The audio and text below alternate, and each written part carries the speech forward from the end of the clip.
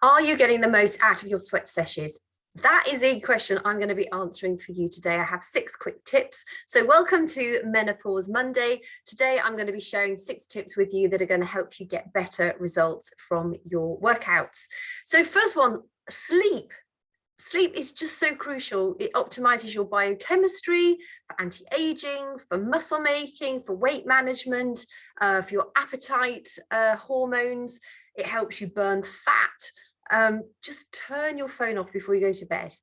It also regenerates. Thus, sleep is when we regenerate and rejuvenate. We need sleep to be normal, healthy, happy humans. So instead of watching Netflix, just turn things off earlier. I promise you, you're going to feel so much better for it. A second is hydrate. Drink water. It helps with fat metabolism. It helps to detoxify the body. It gives you more energy for your workout. The more energy you have, the better results you're going to get. Your pee needs to be ideally a pale straw color. And I always say this, but to work out enough, if you're drinking sufficient water, measure your body weight in pounds, divide that by 2, and that is the amount of fluid ounces that you should be aiming to drink as a minimum every day. So if you weigh 200 pounds, you should be drinking 100 fluid ounces. But the color of your pee is the best sort of indicator. If, like some of the ladies in my fit club, you struggle to drink enough water, get habit stacking. So essentially that means you pair a new habit with a habit that you've got ingrained, and habits free up brain space, and there's something that we do on autopilot. So every time you go to the bathroom, come out and drink a large glass of water. Eventually your body's going to settle down. The first maybe 2 weeks, you're going to be thinking, oh, I'm living on the toilet. I promise your body will get used to it. It's going to thank you for it. So just make sure that you're hydrating sufficiently. Number 3 is caffeine is a slightly different one. I know everybody, or a lot of people, love their glass or cup of coffee in the morning, me included. Recently, I started drinking completely non-caffeinated coffee called Ticino. I've gone over it in previous videos. The caffeine spikes our cortisol. And in the morning, we all have a natural spike of cortisol because that's the way the body is designed. It helps us get out of bed. It motivates us to go and do stuff during the day. That's why I always recommend, particularly if you're getting stuck into a new workout routine, do it in the morning, because that cortisol, you can put it to good use. You can help to burn it up. Cortisol also is one of the main reasons why we hang on to belly fat. The fat around our belly has 4 times the amount of receptors for cortisol than it does in any other part of our body. So if you're under a lot of stress, any type of stress, you're going to find the belly fat is really difficult to shift, even if you are on a low calorie diet. Do not recommend low calorie diets personally. Yeah, it's all about energy in versus energy out, but that's a whole different conversation.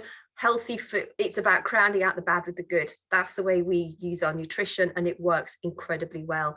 So just make sure that if you do like your cup of coffee in the morning, that's fine. I do take a pre-workout drink before I do my workouts, particularly the workouts that I find more challenging. It's that bright yellow stuff.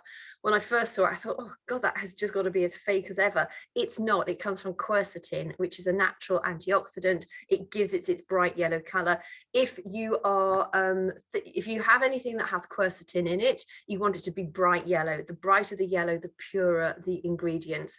And it also, that pre-workout drink that I have also has low grade caffeine. So it doesn't give you the jitters, but it does help to prevent the inflammatory response. So it just means I get more out of my workouts. I can lift harder. I can go for a little bit longer. It also gives you a lovely beta-alanine is in it, and it gives you this lovely tingly feeling. We don't have so much that it gives you a big tingly feeling. I'd quite like more beta-alanine, to be honest. I love the tingle, but and it also has a cumulative effect. So beta-alanine really kicks in after sort of 1 to 2 months. They're all cutting edge ingredients. They all work incredibly well. Beta-alanine we actually do get from our diet, but we can't get the active dose, which is why having a supplement really is favorable if you want to get the most out of your workouts. It also helps to muscle quercetin, which we produce. It helps us produce more of it. to manage our lactic acids. It buffers lactic acid more effectively. So essentially we don't have that fatigue when we go back to work out the next day. So just sort of bear that in mind. If you're thinking about taking as a pre-workout drink, make sure it's not got too much caffeine in, make sure it's not got nasty synthetic ingredients. And yeah, I highly recommend some aspect of beta-alanine and also quercetin. What also was I going to say? Recovery, make sure that you are taking sufficient recovery days. I follow a calendar which has a minimum of 1 to 2 recovery days in it, and that means complete rest. It can be a sort of low grade walk, so not like a sort of sprint up a mountain kind of walk, but 20-minute walk to get your heart rate up. That's sort of a low grade activity too. I walk my dogs every single day, so I'm always doing something, but it's really very important that you give your muscles time to repair and to heal, because essentially when we are working out, whatever form that takes, you are tearing down sort of the muscle fibers, which creates an inflammatory response, which is why if you're new to exercise, you might actually gain weight to begin with because your muscles are hanging onto the fluid due to that inflammation. But it's during the recovery phases that our muscles actually build stronger. Same with our bones. People think our bones are like sticks and they never grow. They're constantly being renewed. Yes, as we go through the menopause, we have more osteoclasts rather than osteoblasts. Clasts nibble away at bone tissue, blasts build bone tissue.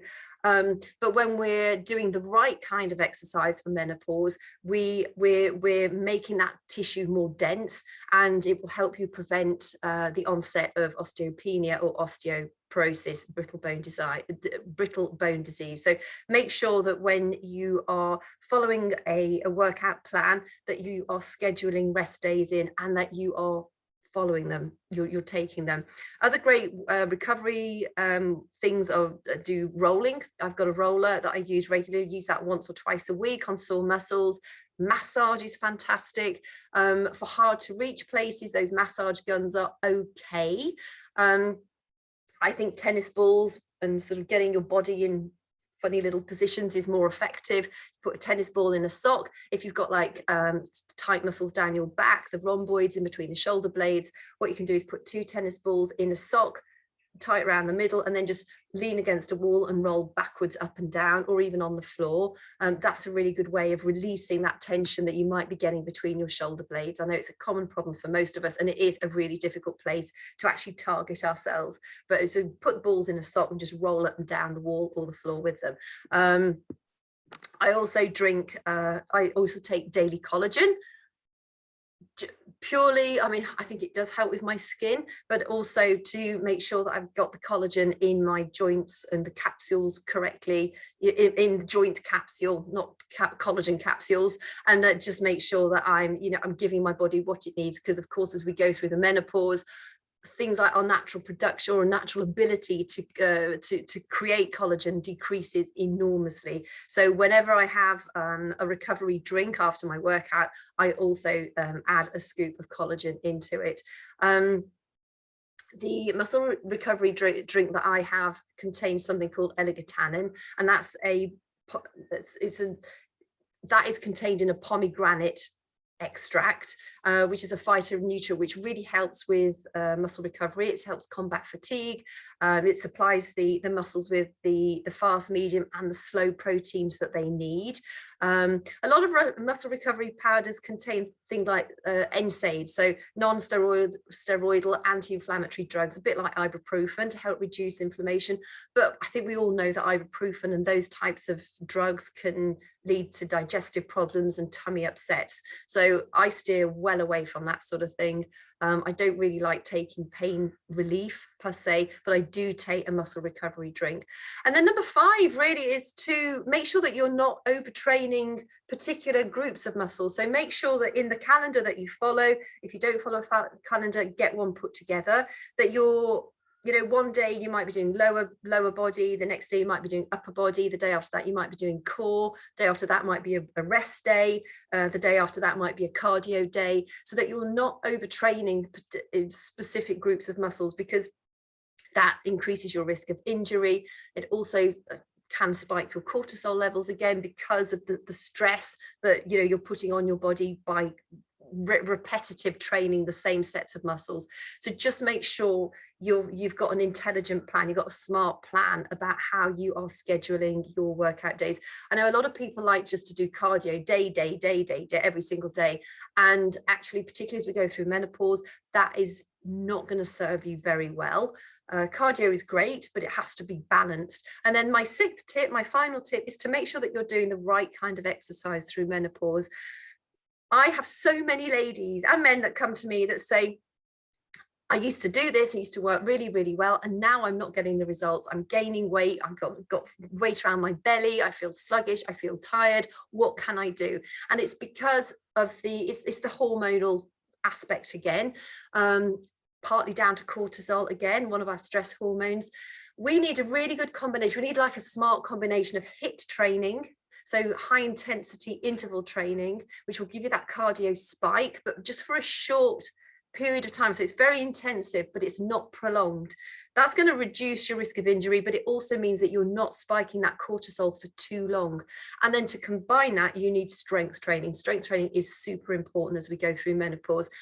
As we go through menopause, our muscles start to atrophy. That means that they start to break down. You may have what you think is cellulite. It's highly likely to be muscle atrophy, and your muscles are just losing tone.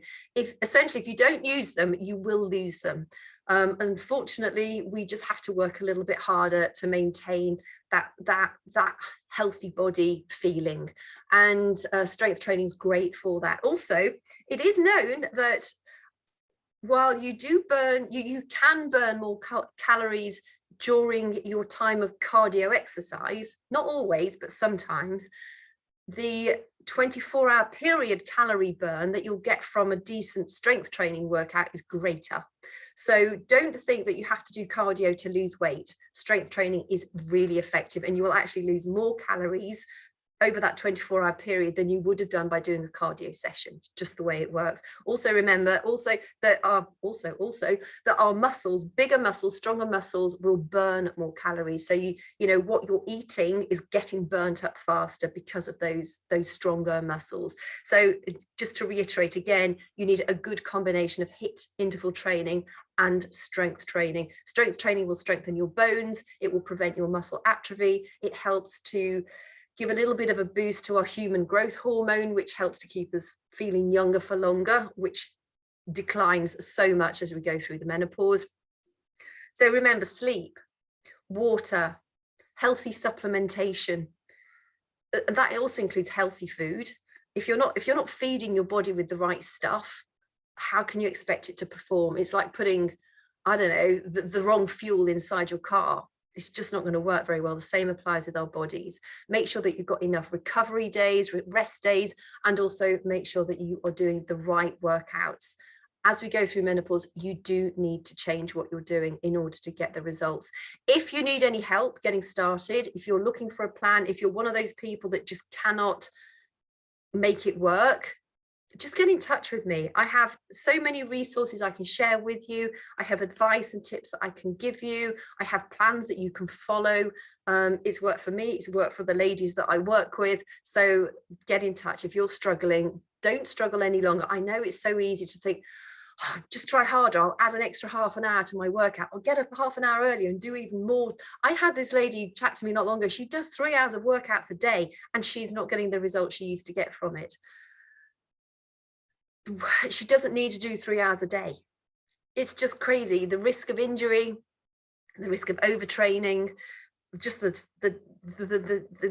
sort of the time that takes to just achieve that, it's just nuts. You can do something that is so effective within between 25 minutes and 40 minutes a day, most days. Really effective exercise is going to get you incredible results. It is a myth that the harder and longer you work, the better the results. As we go through menopause, we have to understand the intricate relationship that our hormones play on our bodies, and we have to change it. But the good thing is, often it means doing shorter amounts of exercise, more focused amounts of exercise, the right kind of exercise, but then you get those results. Okay, so I hope that helped. Have a great day. Catch you soon.